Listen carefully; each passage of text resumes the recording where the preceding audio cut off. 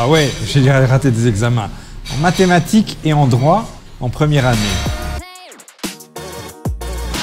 Avant Facebook, c'était tout à fait différent, puisque de toute façon, on ne pouvait avoir des informations que si on faisait des réunions ensemble, que s'il y avait un contact, puisque ce qu'on pouvait faire, c'était se donner des notes ou faire des photocopies, mais même déjà ça, les photocopies, c'était déjà compliqué à l'époque. Donc la manière de pouvoir échanger des informations sur les cours, c'était se rencontrer et donner physiquement les notes, voire même les recopier, par exemple.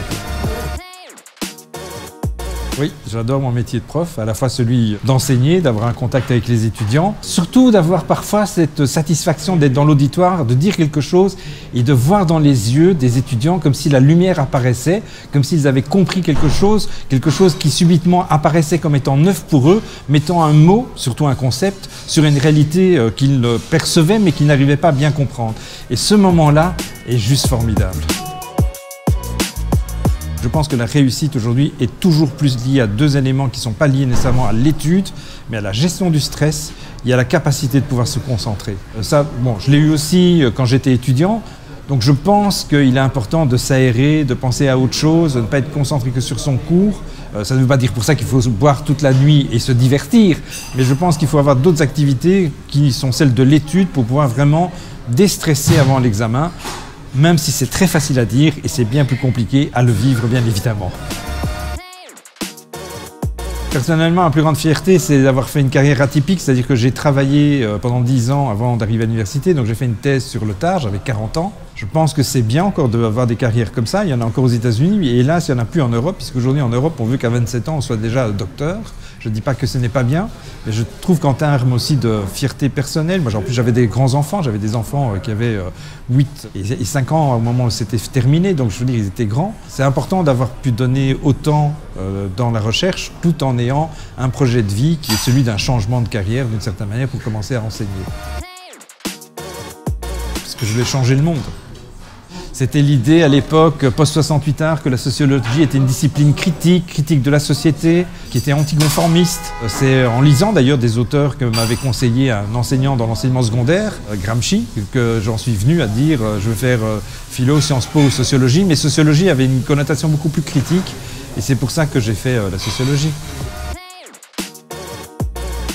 Ah non, ça j'ai pas eu de gris-gris ou de... Non, non, c'était plutôt on y va, on verra bien. Et une confiance, de dire voilà, il faut que ça aille.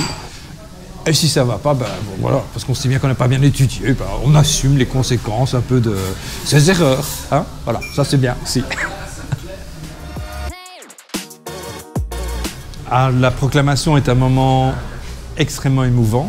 J'étais moins contre les proclamations avec les toges et tout ça, donc, et je pense que ce qui est important, c'est de changer par rapport à ça. Et c'est important pour les étudiants et c'est important pour les familles.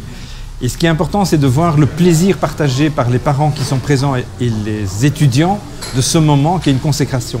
Et j'ai toujours un grand plaisir aussi, à chacune des proclamations, de féliciter en particulier les premières générations d'étudiants universitaires, parce que le chemin qu'ils font est quand même très important. On ne s'en rend pas compte, surtout quand on est enfant soi-même d'universitaire, mais ceux qui sont de la première génération, et il y en a beaucoup aujourd'hui, et il y en a de plus en plus, et c'est très bien ainsi, on fait quand même un parcours important, et je suis en particulier fier de leur trajectoire, quelle que soit d'ailleurs leur réussite in fine. L'important c'est qu'ils aient leur diplôme et qu'ils aient fait un trajectoire important à l'université. Émotionnellement, politiquement, ce serait d'abord Bella Ciao parce que c'est l'ensemble de la vie, ce n'est pas que l'expérience universitaire. Mais bien sûr, je chanterai aussi le Summer, d'abord parce que je suis très attaché à l'ULB, mais je souhaiterais peut-être qu'on essaye de réfléchir malgré tout à une audace forte qui est celle de revoir les paroles pour les mettre davantage au goût du jour de ce qu'est notre société aujourd'hui et ce qu'est surtout aujourd'hui aussi l'Université libre de Bruxelles et surtout la population qui fréquente aujourd'hui l'Université libre de Bruxelles. Je pense que ce serait important de mettre un peu de côté certaines expressions qui sont quand même très paternalistes et parfois surtout très sexistes. Alors ça dépend des moments. Non, parce que là vous m'honorez pas, Madame Duvivier.